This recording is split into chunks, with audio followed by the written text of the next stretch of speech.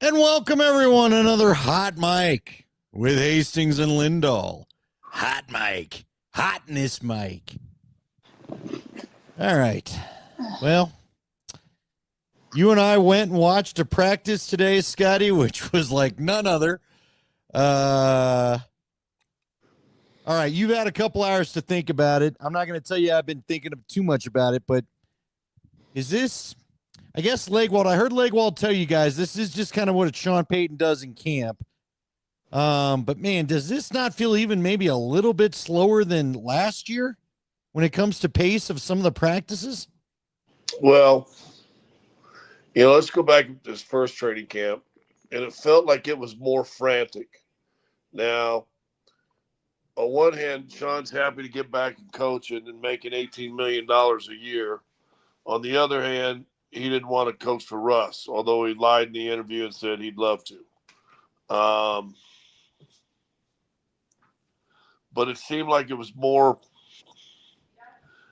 energy, more let's go. Now you just had a year of Hackett, and that was like a circus, right? I mean, that was semi ridiculous what their camp was like. This has been, of the 30 plus training camps I've been to, maybe has been the most confusing. I don't know if that's a fair word. And I know they've got work in. I know, they did the phase one, didn't go to phase two. They just stayed in phase one. Then they went to phase three at OTAs. And so I'm assuming they put in a lot of stuff and they got a lot of things going. It's just, we talked about today, and Andy, you traveled with the team, when the 2015 team that won a Super Bowl. And that was a good defense. Now, I don't know if we all thought or knew that in training camp was a good defense, because you know why? Peyton Manning still cooked. So as good as that defense was, and I know by the end of the year, Peyton's arm wasn't the same that it was maybe in training camp, but there was winning days by the offense. We're going into the last day of quote-unquote training camp that we get to watch tomorrow in a dual practice with Arizona.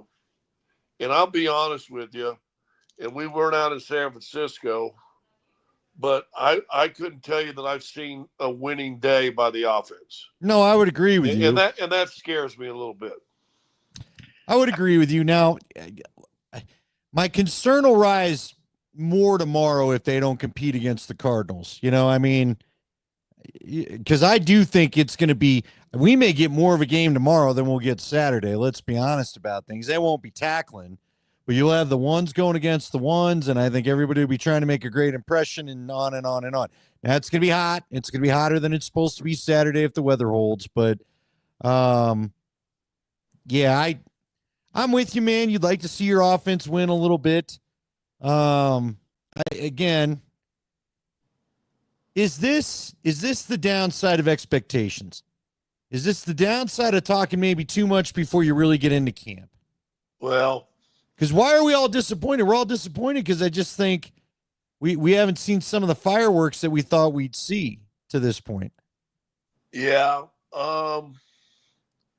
Let me compare it, and maybe it's too soon, although the full schedule of the NBA comes out tomorrow. The NHL schedule's already come out, and I know the Avs have maybe a little more questions than even the Nuggets do. But even with all the signings, you haven't heard a lot of let's pat ourselves on the back and prop us up, and here's what we're doing. We knew by the signings, they're like, okay, they're going to go for a championship this year, right? I mean, they didn't have to say nothing. Well, we knew what they were also gonna won do. the trophy 2 years ago, right? So yeah, you brought in a 3 years top ago. flight tight end, a top flight middle linebackers, got to stay healthy, top flight safety. You're saying that, you know what, we're going to compete. We're going to go after this thing. We split with the Chiefs last year, albeit the last game they didn't. Let's be honest, they didn't play anybody. But you should have beat them in Kansas City. Should have won that game. Just by the moves you made, inadequate running game last year. We're going to go out and sign a pretty good player in free agency, and we're going to draft a guy that John Gruden. I watched a thing, a short with him yesterday, and he says all fantasy people ought to pick R.J. Harvey up because he thinks he's going to have a monster year. So there are some football people that love that. You didn't need to say nothing. You're right. You didn't need to say, I've had 7 great teams, and this is one of them, and I think we can compete for a Super Bowl. Bo Nix is a top 4 quarterback. You didn't need to say anything. And Leggy said it on our show, and he's probably talked to you in private, and I had a private conversation with him. He's not sure that Bo Nix right now isn't a little worn down. And maybe by the coach throwing him out there saying top 4, now they're saying you can't make that mistake. You can't make that.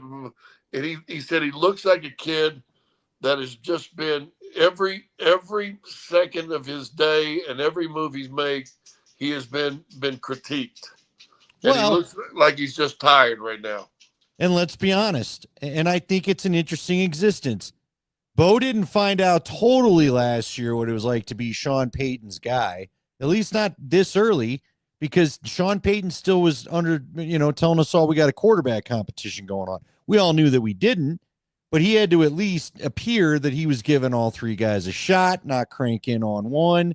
For all, I think the quarterback competition hurt their chemistry and reps on the field, but maybe it helped Bo not be what you're talking about, being the grinder right now, because he's been in the grinder this summer. And now every little thing, Sean's stopping practice. Sean wants this adjusted. They're having a 5-minute talk, and this is not the first day we've seen the 5-minute. There's been at least one day a week where Sean seems to slow the pace down to a crawl, and mainly with the offense, he's stopping it. He's correcting things. And look, that's coaching. That's coaching. That's what he's supposed to do. But Bo wasn't dead in the middle of this thing. I said to Nate today, it is interesting because, again, I'm sure there's a part of Bo that's like, I appreciate you got my back, coach. I appreciate that you believed in me. I appreciate that you're not afraid to tell the world how much you love me. But Bo was in the SEC. Bo was in Auburn. Bo knows how, not that Bo knows, but Bo knows they love you now, but a couple things go wrong. They ain't going to love you all year. I mean, and again, I think Bo, and I've talked to you about it. We played the cut. I think Bo, in his tone of voice, I think he's sick of hearing about his coach. It started with Diana Rossini and their podcast, and now it's gone to Kay Adams, and he's had to hear from the Dan Orlovsky or whatever. I think Bo's like, can we quit talking and just try to start to be about it a little bit? Well, it's funny because Tyler and I came back day before yesterday and said, listen, Bo looks like he's struggling and he's not had a great day and blah, blah, blah, blah. Then he gets home and we get, of course, the sycophants who you can't say anything critical. You took a few shots last year by a few of them. You guys are always just so negative. And then all of a sudden we get the soundbite from Kay Adams of, man, I haven't been very good. He goes, well, why is, well, I just feel like I need to get my energy up. I got to do, and I'm like, dude, so you're getting on us for saying he hadn't, and I said last week, if you remember, he was too nonchalant and he's low energy right now. He admitted it on the show, and yet you get people go, why are you so negative? Well, is Bo being negative now? I mean, he said the same thing. And I think when a guy is low energy, it's one of a handful of reasons. Doesn't care. That ain't the case. That ain't Bo. That ain't Bo Nix. Doesn't know what this offense is. That ain't the case. Is pissed off at something. That's not the case. He might be hurt. Didn't he hurt his transverse process last year or something? Yeah, he did. He had a back injury that he had to get surgery to fix. Yeah, so maybe there's a little something with that. So there's, of the 4 right there, that's the only one that can kind of be a little bit legit, right? Well, now, hold on. You said maybe he's pissed off at something. Well, I mean, look, I'm going to reiterate. I think he's sick of the talk. Well, I think he just wants to go do it. I don't think he wants to hear about this anymore. I don't disagree with that. But I'm like, when I say pissed off, I'm talking Micah Parsons. I'm Sure. talking, Okay. Fair enough. you know, you promised me this, and you're doing this, and you know, now, and worn out. That might be my last one. You know, might still be recovering from the injury, which no one's talked about at all. Off-season back surgery, and for a guy who's going through a back the last 2.5 weeks, that I've not fought this hard in my life. In fact, I called an orthopedic surgeon today, or texted with him. Um, I don't. How long is that process? Remember what they always say: it's always minor surgery when it doesn't involve you, right? Right. But no one's brought that up. Is he 100%? Well, Is he a little tighter than he was? The throw he had in that San Francisco game to his boy from Oregon. to Franklin. To Franklin. That if he throws to the right corner, Franklin's going to just run under, and he's got 2 steps on the DB, and he underthrows it. Is that an injury thing? I don't know. But that might explain it a little bit. It might, if that's what's going on. Let me ask you this though. And look, I'm not ruling that out, but he is moving all right. Now look, in fairness to your point, it was Bo, I thought, was very accurate and looked really good throwing. And I thought, that Tom House stuff might have really done some stuff for him. And then not this past Monday, but about 10 days ago, you and I were at the practice after the scrimmage before they went to San Francisco. That Monday is where he kind of wasn't hitting guys the way we were used to. He was high, he was wide, he's just a little bit off. And I don't feel like since that Monday he's shaken off being the little bit off. So I don't know, maybe it's that. Let me ask you this too though. I mean, now look, I'm not saying camp needs to be skipping around and fun and let's go have a sleepover in a dorm and all that kind of stuff. But this really, it's not a beat the crap out of you grind camp, but this has felt a little grindy to me. You know what? Yeah. Like, I'll just tell you this, and whatever, I'm just Joe Blow.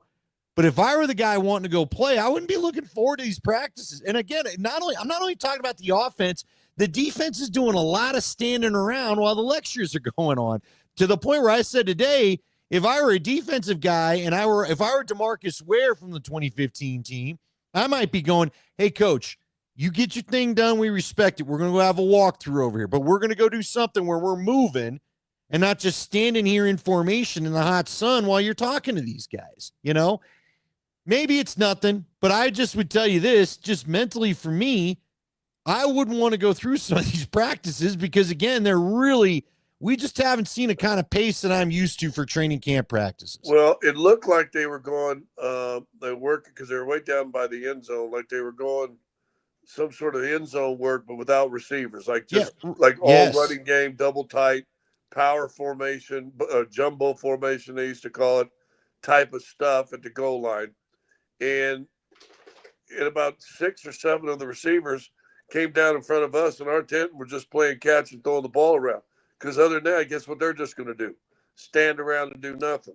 Yeah. So good on Cortland or Sherfield or whoever, whatever vet, say, hey, we need to go down here and be moving and let's do something. Let's work on something. And they went down on their own and were playing catch. And I'm like, I have never seen that. Not with a coach. There was no coaches down there. It was like 6 or 8 receivers playing. I mean, like you and I would do, sitting there in your backyard having a conversation, playing some catch. 15 yards apart, throwing the ball. They were doing one hand and trying to catch with one hand and stuff like that. But I'm like, that obviously wasn't on the schedule. But that was guys tired, like you said, of just standing around, not being in anything and doing anything. And they said, hey, let's go down there and throw the ball around at least a little bit, get our body moving, work on some hands and stuff like that. So I'm telling you, Andy, it's been a weird camp, and I'm not saying this really in a negative way because it doesn't matter till Carolina game. None of this Titans, you mean the Titans? Yeah. Until the Carolina game. Tennessee. My fear is, and see if you agree with this. The first team offense played against San Francisco like we've seen in practice the previous 2 weeks. True? Yes, they have. That's my fear. Yeah, I'm with you. They got to shake it off. And again, the fear is only exacerbated. And look, to be clear to everybody, hear us now. No one on this podcast is panicking because, as Scott said, until they get to the opener against the Tennessee Titans, it does not matter. But well, that's who it is, Tennessee, yeah. But, well, same color blue. But I would also say this, and I said it on the show, and I said it to you. You can't have a Raiders. You can't have a Raiders. Remember, everybody thought they're going to beat the Raiders opening week of Sean's first season here, and you found a way to lose that Raider game. You can't go having that again. Absolutely can't. So, and I don't think they will. Frankly, I don't think they will. But well, Nate said it on your guys' show, and he repeated it again today. With the schedule they got, the level of opponents they're playing this season, those first 2 games are must wins. Yeah, if you're going to do everything you're talking about, you're right. You cannot be trying to make up games because, again, then it goes San Diego, it goes the Chargers, the Bengals, and in Philadelphia. And I know the Jets don't look like the Jets are a team you should beat, but you're flying out to London to play them. And I know this. Aaron Glenn knows Dan Campbell pretty well. And Dan Campbell is a disciple. He's a branch off Sean Payton's tree. And Aaron Glenn has promised he's going to bring a physical defense. And look, they got the personnel to do it. That Jets offense, I don't know if it's any great shakes, but that Jets defense, they got some all-day suckers on that thing on now. Yep. So, and you're talking the difference between a 4-hour flight, right, from New York to London compared to an 8-hour flight. Well, they're going from Philly straight to London, but then, Scotty, think about this. Here, your point's valid the other way. Then they got to fly back from London, and your scheduled win, I'll just call it a scheduled win against the Giants at home. Well, you got to play the Giants, which should be a home win for you, but you're doing it off no bye after London, which this team, every time they've gone to London, has had the bye after. So we'll see how they handle that. And now, again, I believe they should be both New York teams. Okay, I do. But I guess before we all go putting up the 15-2 record and all that, there are some landmines in this schedule that you've got to maneuver.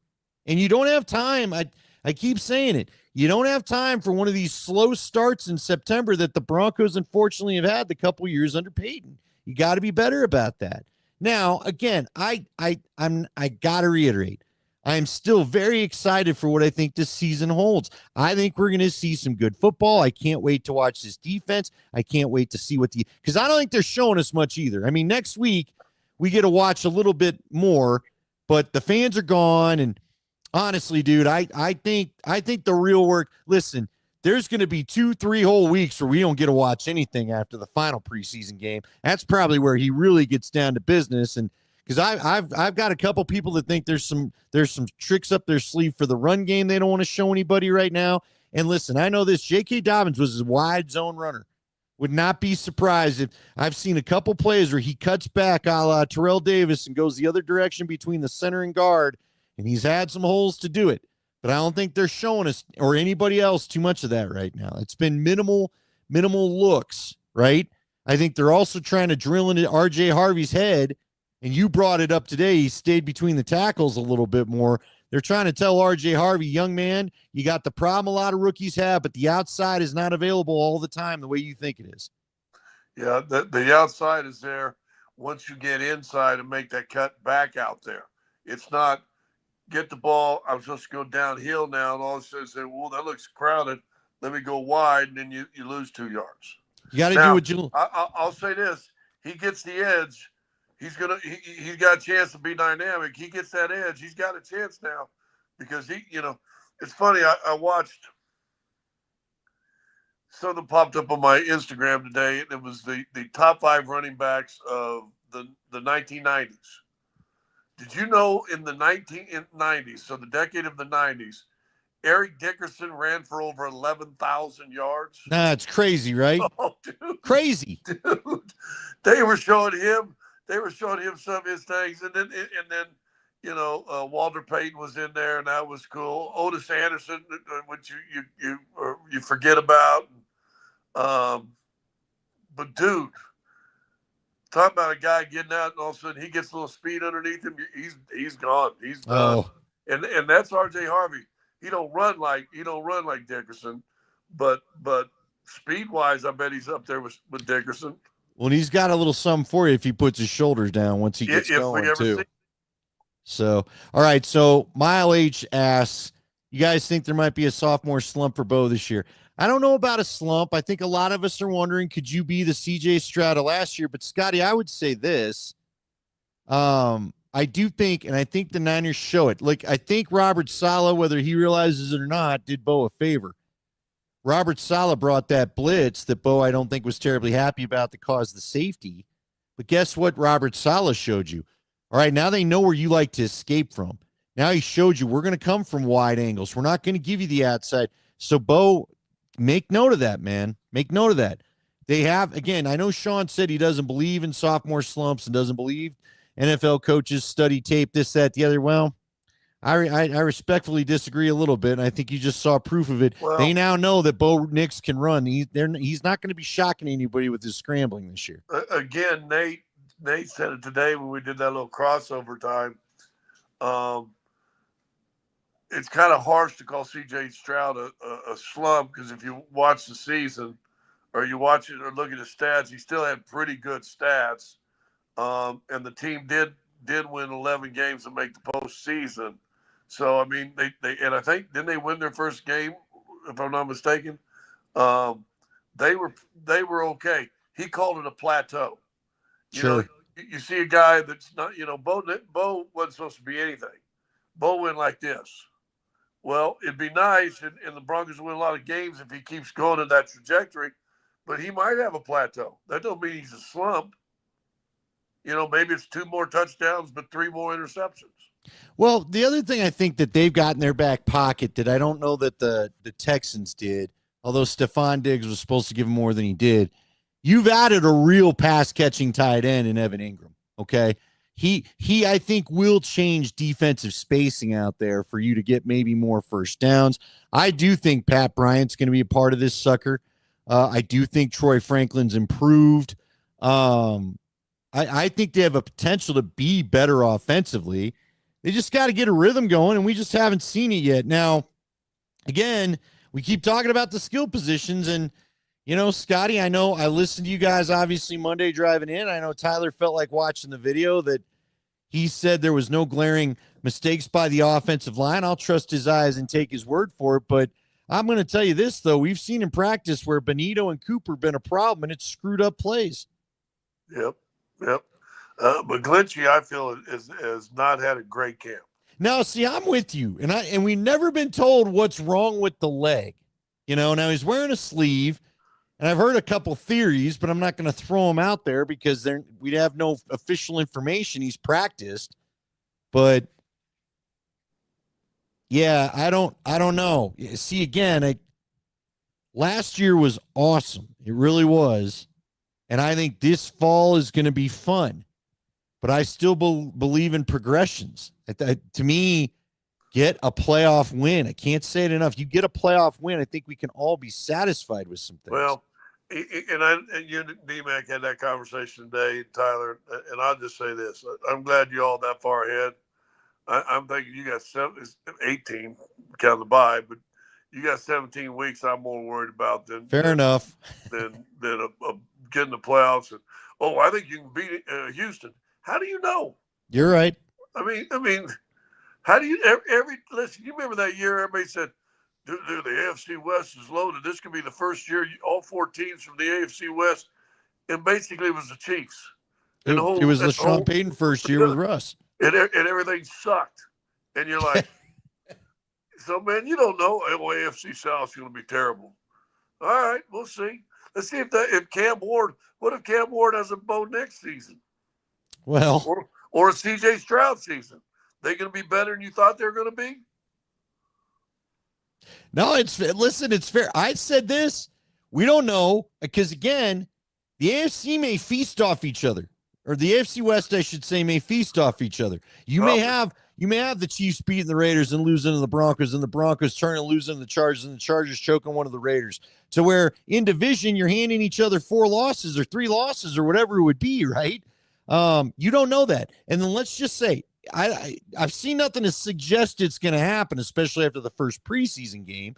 But let's say Trevor Lawrence finally decides to be the guy everybody thought they were drafting. Let's say Travis Hunter turns the league on its ear and gets, well, guess what? Then all of a sudden, if both Houston and Jacksonville are in that mix, that's probably going to knock an AFC West team out. It probably won't be the Chiefs, Chargers, and Broncos. So you're right. The AFC South may suck, but guess what? If just 2 teams are good in that thing, then they got an easier path than you do because you got 4 veteran coaches and 4 veteran quarterbacks in this damn division. So it's fair to say there's work to be done. There's work to be done. I always just hold my breath and don't say nothing. But everybody, I think you get to the playoffs. I said, dude, you got 17 weeks. You better start with Tennessee. I said Carolina a while ago, but hey, I don't care what Saturday looks like. I don't care what the final preseason game looks like. I don't care if they have 2 days off or no days off in between the last preseason game and Tennessee. Right now, I'm in Tennessee mode. That's all that matters to me. No, I'm with you. Because, again, you got to have Tennessee and Indianapolis. Indianapolis, from what I've seen out of Daniel Jones, and everyone had to go, crush. I did think it was funny. We had all the videotape warriors out there showing us how bad Anthony Richardson was. And then all of a sudden, who was it? One of the quarterbacks, the guy, Ryan Fitzpatrick has a quick decision quarterback test. And he goes, all right, I see all these Twitter warriors telling me how bad the read by Anthony Richardson was. He goes, let me give you a test. And he threw a quarterback test up on Twitter. And he said, take this and tell me how you do. And just tell me how quick you'd have picked out that guy that you all think he was an idiot for not seeing on the blitz. So I don't think Richardson, whether it's Richardson or Jones, you better beat those guys because listen, if there is success to the point where you're winning the division, I do think it will be on the back of the defense. And I don't think anything will be wrong with that. You're still crafting the core of this offense in my mind. Okay. Ingram is supposed to be a core piece. They're hoping if Ingram, starts to show his age after a couple of years, and maybe Caleb Lohner is ready to step in and be that dude. But you're still crafting. We still don't even agree on who the second wide receiver is yet. You know what I mean? So, and we don't even know really who's the long-term starting running back. We don't know that. It's either J.K. Dobbins or R.J. Harvey. But for all we know, by the end of the year, to your point, may not be either. We may decide it's not either. Who knows? So that's why I think it's just time to, It's time. You know what it is? It's time to get off the horse. Take the saddle off, wipe it down, let him have a little drink, and sit back and relax. And you've got 4 weeks. Yep. You got 4 weeks, and that's what's going to matter. Do you think Sean will pump? Do you think maybe we're through the hype part of Sean's camp? Because I think all the national people have now come through. I don't think anybody else will roll through. I think after the first game, it felt even with Kay Adams, he still has a little flirty self with her and all that. But, you still see – I thought he pulled the reins back more in that interview as far as praise and stuff like that and did more generality compliments. Sure. Like he knows the offense and he knows where he wants to throw the football. But it was more – very positive general stuff as opposed to top 4 quarterback in the league. After I'm going to say this, it's going to sound stupid, but it just hit me. How many people that sit there and say, oh, I love. And it almost gets to the point where you say it so much, you're like, wait a minute, dog, you trying to talk yourself into that? Are you talking yourself into that? Is that how you really feel? Because after you say it so many times, you're like, loses some meaning. We heard you say that. Are you trying to talk yourself into it or us? Because you know what? I will say this, talk about the guy that said you guys too negative. You ain't got to talk the fans into it. Fans are in. Fans are in. So who are you talking into it? There ain't No, nobody fair out there. enough. Ain't nobody out there you need to talk into it. Fans are in. The Denver Bronco fans are in on Bo Nix. Well, so's the national media. He's got Peter Schrager talking about him. He's got Louis Riddick talking about him. He's got Orlovsky talking about him. How much was that because of Sean? No, yeah, you're right. So why does it matter if Peter Schrager says something good or any of the other? Who cares? You know what they want? You know what? At the end of the year, there's only one quarterback that they really talk good about. Yeah, the guy that wins the bowl. Look where Jalen Hurts' reputation went from the beginning of last season to when he's holding the Super Bowl trophy. No, you're right.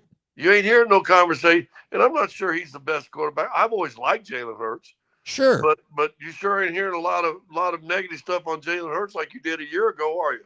Well, when they thought they might have to get rid of him, and what are they going to do, and can you really win with this guy? And then you go and win a Super Bowl, and on and on. They were killing him. Oh yeah, because that's what we do. We're hot take artists in the media these days. Nobody sits around and lets it play out anymore. No, yeah, but you haven't heard anything, have you? No, yeah. Well, honestly, Scotty, I guess here's the only thing that really bugs me about the Bronco hype. Because I like the Bronco hype. It's a nice change. But y'all just letting the Kansas City Chiefs sit on over there and go about their work. And y'all can't wait to run and ask Andy Reid and Patrick Mahomes, are you worried about the Broncos? Are you scared about the Broncos? You bugged about the Broncos? Dude, they're they were the champs. They got 3 rings in the last 5 years? And they almost went for 3 in a row. And you're just letting them sit there quietly, go about this, no pressure? Not sure I like that. Yeah, that's what they've done. You know, you sit there and say that, and I'll never forget this look, and I've told you a story before, but we're playing Phoenix, and Maurice Lucas is on Phoenix, and Maurice Lucas was one of the all-time.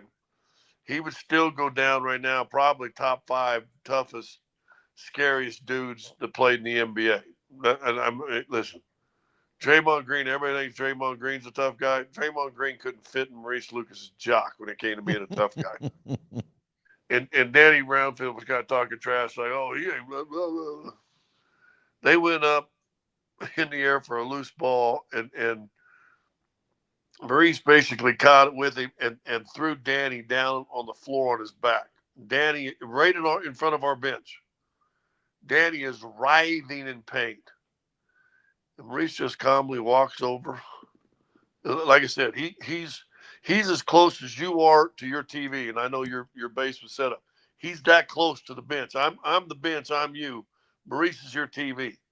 And he bends down, puts his hands on his knees, leans down to Roundfield, and he goes, "Damn, Rounds, that looked like that hurt." But it was a sly, devil-may-care kind of way he said it. And you know how many people stepped off that bench to challenge Maurice Lucas? 0. Nobody. 0. And it was a deep shot. 0. And we like Danny, God rest his soul. Danny was a good friend of mine. I love Danny to death. 0. So you want to talk trash to the Kansas City Chiefs? As soon as you were talking about that, all I thought in that picture of Maurice, I see Kansas City Chiefs, punking your ass sometime in the season, bend over and go, "Damn, I thought you guys were Super Bowl champions." Yeah. I mean, Quiet again, dog. That's got to be our mantle for the next 4 weeks. My mantle is quiet the noise. Just quiet the noise. Quiet the noise and get to work. Well, the funny thing is, Bo's not trying to create the noise. Cortland's not trying to create the noise. Somehow you got to get the coach who came in lecturing everybody to stop kissing babies and shaking hands to quiet his own noise. Quit kissing babies and shaking hands. Yeah. So let's just enough. We're good. We got it. We're all excited. Nobody can wait for the season to start. You got it. Like you said, you got us. We're good.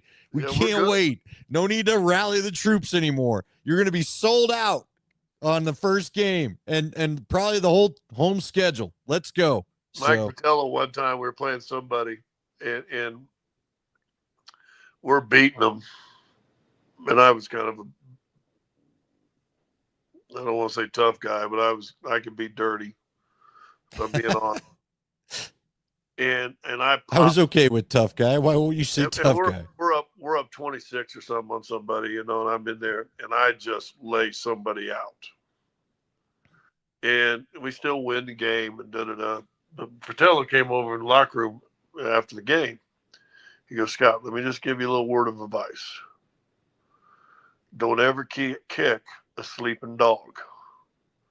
He said they were down. He said nothing happened. But I've seen you go over and kick a sleeping dog, and all of a sudden you wake them up. Listen, you don't need the Kansas City Chiefs woke up. You don't think Harbaugh is going to use all this stuff this year? That's a great point. Charges? You don't think Vegas is going to be talking about, when we play them? Hey, he's a top 4 quarterback. You don't think Max Crosby has seen those interviews? Quiet down, dog. You got us. We're in. I'm in. Let's go. I don't need to hear nothing else from Sean Payton going viral the rest of the year. No, I'm with you. Because, again, he's the one that hates it the most. I think he has made a poor calculation mistake, and I hope it doesn't bite the Broncos in the ass. That where I sit tonight, Wednesday night, whatever the day is, 10th, I hope that he hasn't kicked a sleeping dog. I like that thought. I'm with you. Now, I will say, I do think Bo's back there. And again, I'm going to take it from his tone during the Kay Adams interview where he's like, guys, come on in here. Let's us remember we're the ones that got to go do this. So We'll see. Hey, by the way, mention in the comments what you guys are expecting. I almost gave the number out. No need to do that. Twitch, YouTube, Twitter. Got them all in front of me. What are you guys expecting? Okay. Are you expecting Super Bowl? Are you thinking, where are you at in the growth process? It's all I want to know. Let us know. We'll read a few of them. I do want to switch over to the Nuggets with you, though, because it sounds like DNVR put out the schedule. We know what a few games are. You're going to open against Minnesota, and you got Christmas versus Minnesota at home. Is this team more built to finally handle Minnesota with these offseason moves in your mind? And then I want to talk to you about the Christmas game, but do you think, are they a little closer to dealing with the Minnesota problem? Well, or is this another, I got to see a little something first? Is that too early to ask you the question? We're talking paper right now. You added 2 more defenders that could maybe help on Anthony Edwards besides Christian Brown. Now you can slide a Hardaway Jr. over there. You might be able to slide the 3 over there, put a little size on him with Channing. Or Johnson. I mean, you might be able to do something more to that. And that's one of the big guys. When he has big games against you, that puts him in a good thing. Everybody else, I think you can handle. So I think they added some perimeter defense that they were lacking since they lost. Well, and I forgot Bruce Brown's back. But since you lost Bruce and KCP, well, now you got Bruce back. You got Harding Jr. back. Cam Johnson's back there, which can put some size. You still got, hopefully a healthy Aaron Gordon that can now fit a couple minutes. You've done more to help your perimeter defense with your acquisitions and everything. So, yeah, that's going to be good. That's good. Well, I'm excited. I'm excited to see them too. Do you like? I asked the question of somebody who was filling in with me last week. Do you like sports on your holidays? Now, I feel bad for you. What is this about your 5th straight Christmas game? Yeah. Well, luckily, a couple of them, the Nationals take it. So the good thing is if we do that game, it's a home game at least, so we're not flying out. The bad thing, here's what people forget. When you play on Christmas, you leave on Christmas Eve. Yeah. So you're missing both days. Well, I feel bad for you, the broadcaster. But look, I'm telling you as a fan, dude. As a fan, and I learned this one Christmas Eve when the Broncos were playing the Chargers, and they got whooped by the Phillip Rivers Chargers. I remember I recorded the game, and I was like, I'm not letting this interfere with my family time. And then I found out the next day they just got whooped, and so I was like, I'm not even watching that thing. But look, I had a Thanksgiving once where the Broncos played the Barry Sanders Detroit Lions. I'm sure some people on here remember it, bro. They got whooped. Barry's still running for yardage on him. And I was like, man, this sucks. You just pissed me off on Thanksgiving. Now Thanksgiving's ruined. Again, What that Chiefs was it? game Was it Christmas Eve or Christmas against the Rams a couple years ago? Christmas. Thank God I didn't have to travel on that. Are you kidding me? I already went to the Christmas game against the Chiefs in 2016, where all I did was get rained on, and all they did was get whooped in a game I knew they had no shot in. But even as a fan, like I'm just saying, I'm not expecting anybody to feel bad for the broadcasters. It's what we do and how we make our money. I'm just telling you, as a fan, I'm not always psyched to have my people play. You know what I mean? I don't want to be in a bad mood from a freaking game at the end of a holiday. That's all. There's nothing like, and we did it to Oklahoma City once. I think we did it to Portland once. Phoenix. It's kind of tough when you leave on a Christmas Eve. You miss that, and you wake up Christmas morning, and it ain't like you can go out and find you something to eat out in the street. No, because nothing's open. When we went to Kansas City a couple of years ago, and I know you guys did it at the Palm in Tennessee when I first started working with you, when Drew Bennett was a Tennessee Titan and all that. But I think McNair was still the quarterback. But I remember Andrew Mason and I got to Jack Stack right before it closed. I mean, right before it closed. Had a great dinner. And then I remember riding in the cab back to the hotel because it wasn't Uber time quite yet, I don't think. Maybe it was. But either way, and I'm just looking at all these houses thinking these people are all with their family and celebrating. And then, like you said, you wake up. What sucks, though, like, again, it sucks when you're the last game of the day. Like when we played KC, it was a nighttime game, and you're just sitting in that dumb – because I get antsy. I would have went and walked the city. I'd have gone anywhere. But like you said, it was Christmas, and it was raining, so I couldn't walk anywhere, and nothing was open even if I could.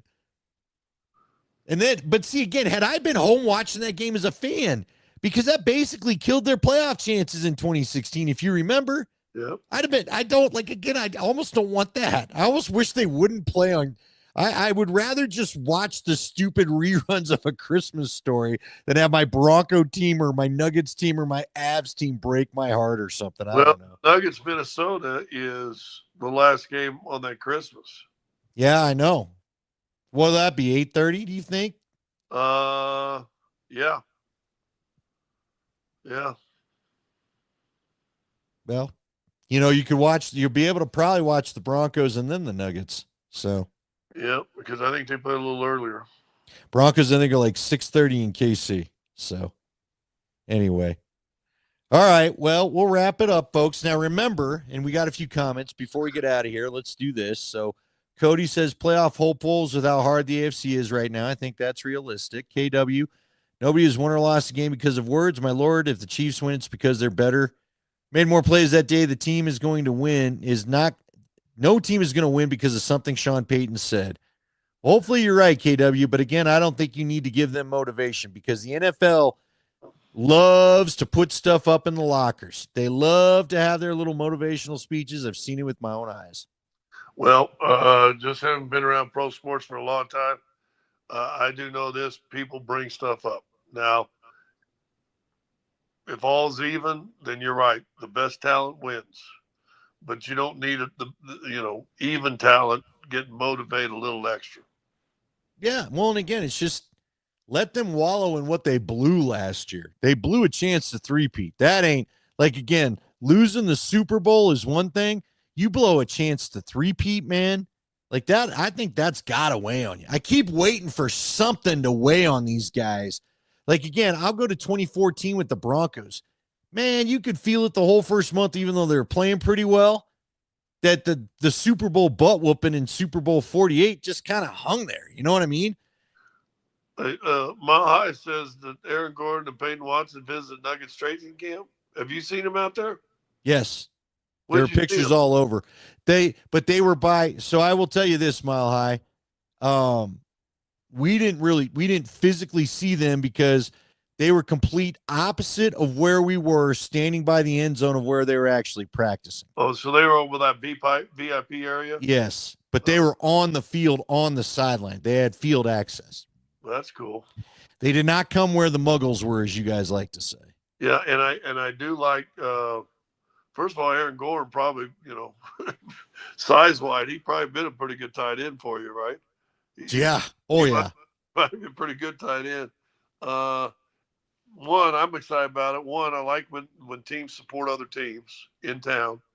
Two, I like that they're both in town, and it's August 10th. Okay, there you go. There you go. I like it because first game is October 23rd, and it's August 10th, and they're already in town. I like that. By the way, back to KW's point about words not hurting anybody. Do we not watch the whole Last Dance about Michael Jordan taking everything personally and putting everything as a personal affront for his entire championship run? Someone didn't say hi to him at dinner, so he decided that he would make it a personal thing and punish. How about the kid that said one thing to him and he mistook it? George Carl when he's coaching Seattle. That's true. Yeah. Yeah. Who was it? Remember, there was the one kid from North Carolina that said some little thing. And he said on the Last Dance, I didn't even mean it as shit talk, and made Jordan ruin his career simply because he didn't like how he said it. Called him out, made sure he got the matchup with him, and took it to the hole on him every time. I'm just saying, people are petty. Do you have a movie review before we go? I almost feel like you're the only guy that I know that keeps up with the summer movies anymore. What did you see Monday? Did you see a Monday movie? I didn't go to anything this week. I don't think. Is there anything even out? I feel like everything we're waiting for now is on Netflix. Well, it seems like it. Yeah, there's a couple things on Netflix I want to see, but I don't remember the names. I don't know. All right, good. I'll try to get you a movie next time. I did see a cool video of Craig Elo talking about Bird, how Bird was the greatest crap talker. He said, Bird was just mean. He said, we're playing a game, and he just hit like 10 shots in a row. He said he walked out on the floor and goes, Craig, you're having a tough night tonight, ain't you? He goes, I wonder if your mom's watching.